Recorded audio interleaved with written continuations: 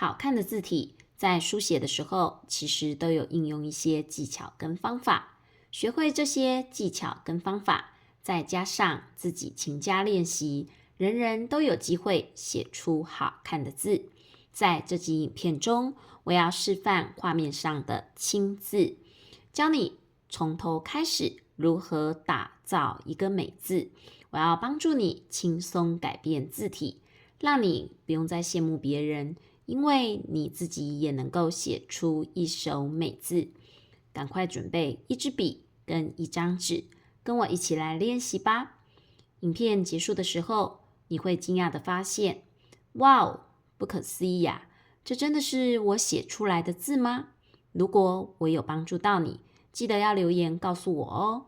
按赞、乐推、订阅、加分享，开启小铃铛，把这则影片收藏起来，你可以随时练习复习影片中分享的观念。嗨，我是君令，欢迎加入我的写字频道。那我们在刚开始学习写字的时候，会建议大家使用像画面上这种田字格。田字格的中间有纵线跟横线，纵线跟横线可以帮我们很快速的去定位出笔画大概要写在格子中的什么位置。一般我们在书写的时候，会把字体的大小大致控制在格子的7分满或是8分满这样子的大小。这样子的大小会让字体看起来比较适中。书写的范围大致是我用红笔框出来的这样子的一个范围。上面的部分我们叫它天，下面的部分是地，这是左，这是右，天地左右这几个部分都是我们笔画不碰触的地方。也就是说，整个格子虽然范围有这么大，但是我们笔画书写的部分尽量把它控制在7、8分满的位置。把字体放在格子中间，让字体大小适中。那么笔画要停留在格子的什么位置？笔画不要去格子的什么地方？这是我要分享给你的第一个观念。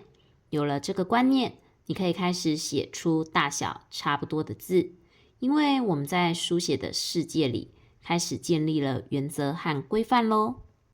接下来我们要下第一笔了。要下第一笔前，要先来观察一下“清”这个字的结构。你要记住一件事，想写好一个字，你就要了解这个字的结构。就像要盖好一栋房子，你得知道怎么样放里面的每一根梁柱，要平均的分配，算好力学的原理，房子才能够稳固。清是一个3个结构体拼凑起来的字，左边的部分，中间的部分，再加上右侧的部分。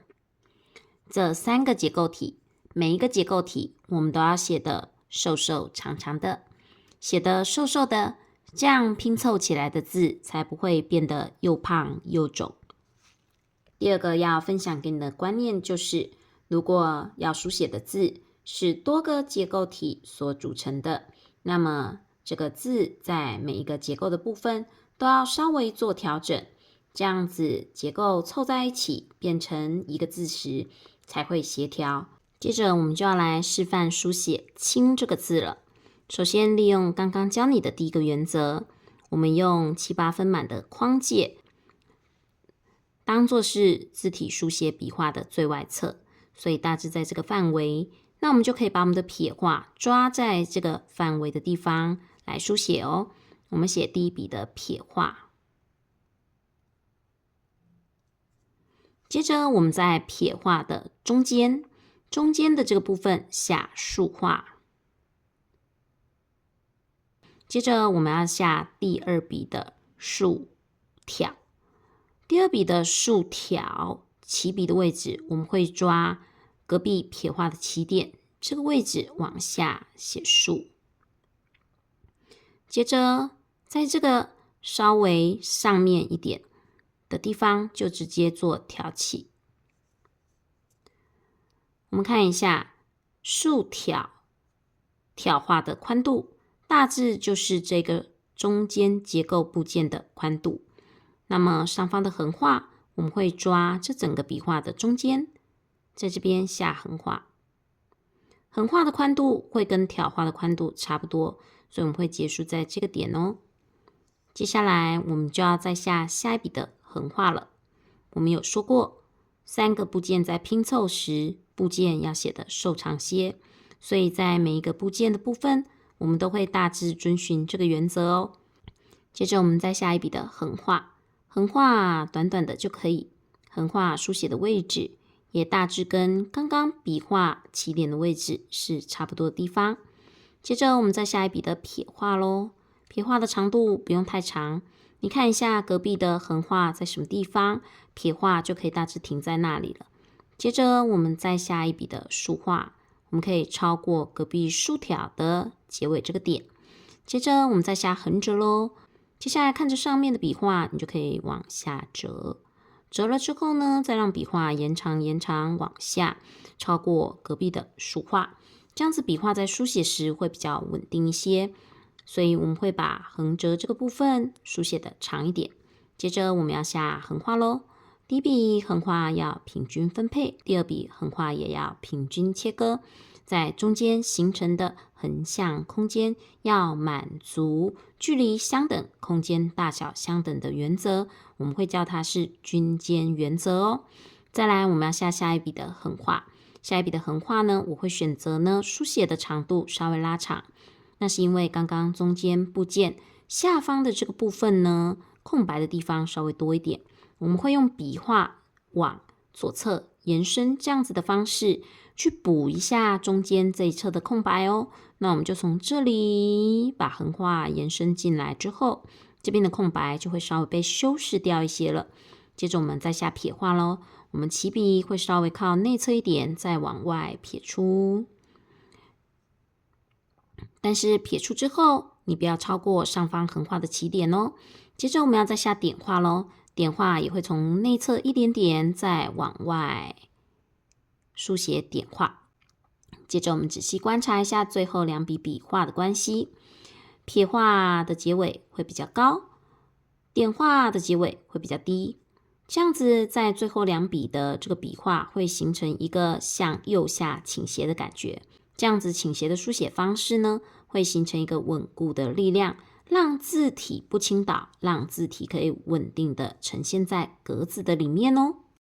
第3个我要告诉你的是，在字体的书写中，每一笔都非常的重要，前一笔是下一笔的依据，也是下一笔的参考。但你在书写前一笔时，又得考量下一笔的状态，去调整前一笔的角度或长度。写字的时候，不能只看单一笔画，要做整体的考量，因为笔画的前后都是具有关系的哦。那么我又试着将写字的原理浓缩在一个字里面告诉你。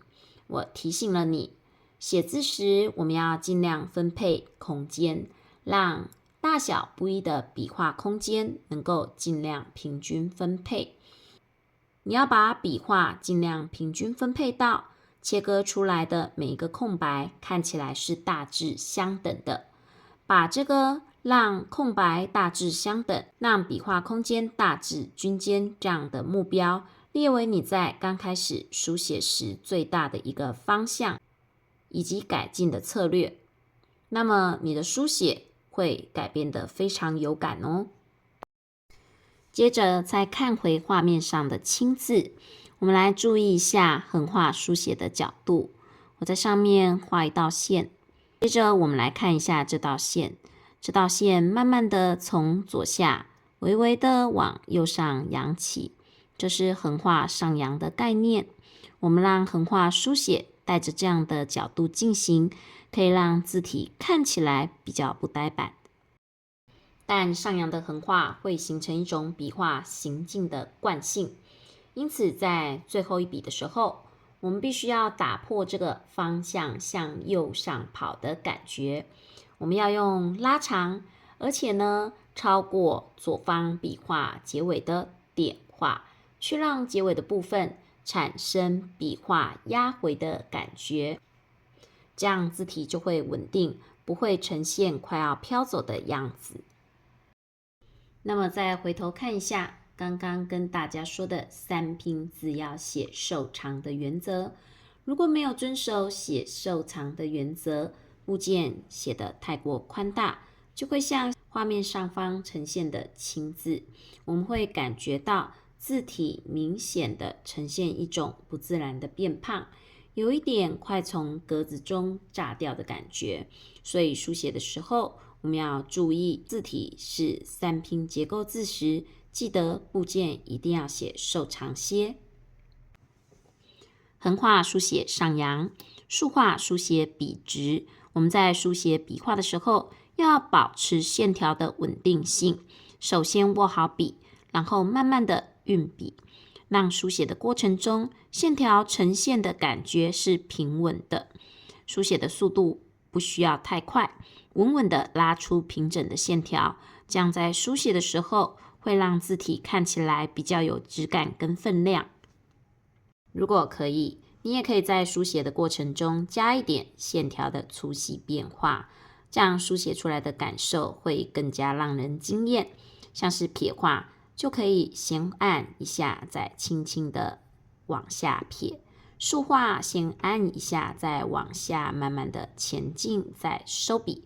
中间的地方，只要稍微把你的笔提起来一些，稍微让笔尖有一点像快要离开纸的感觉，那么制造出的线条就会比较细哦。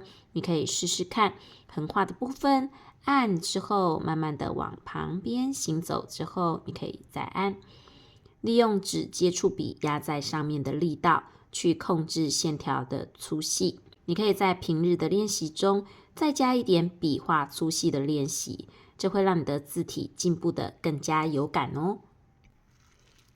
用大大小小的书写原则所写成的字，莫名就是好看。你可以说这样的字符合了美感的条件，符合了美字的规律，因此它自然就美了。所以我们把学习的主轴放在学习这些方法和原则，那就会是一个很正确的方向。我之所以写得比你好一点，是因为我比你多了解一些原则，是这些原则帮助我写出平衡好看的字体。现在我把这些方法、原则，我走过的路、跌过的跤，全部都浓缩成一门线上写字课程，15日美字养成班。无论你在世界的哪一个角落，只要你想学，这门课都能提供你很好的协助。你不必再走弯路，弯路我走就好。你用系统化的方式吸收最精华的知识。你不必再到处找影片、找资料学习，那浪费的每分每秒，让我试错就好。你可以直接拥有我整理过的最有效架构方法，进入这堂课学习。你只需要付出足够的练习，然后就可以收获满满的自信跟成就，让这份写字带来的成就感延伸进你的生活中，让你的生命更美好，让重新学习带来的积极感受带你认识不一样的自己吧。15日美字养成班的资讯在下方留言栏处。现在课程已经有近200位的学员跟着我们一起学习，你呢？什么时候才要下定决心进行自己的字体改变之旅？我在15日美字养成班等你哦。如果你想改变笔画，基本笔画字帖能为你带来帮助。如果你想改变结构，书写架构字帖可以教你独门心法。如果你想买的更便宜一点，请参考我们字帖的套组。如果你想免费拿到精美字帖，那么点选免费索取吧。如果这个教学给你带来一点帮助，请帮我留言我想学，我就会继续努力的分享写字知识给大家。如果你愿意鼓励我，帮忙我按个赞吧，乐推这则影片，订阅我的频道，君玲会在这里继续陪你写字。那么我们今天的分享就到这边，我们下部影片见咯，拜拜。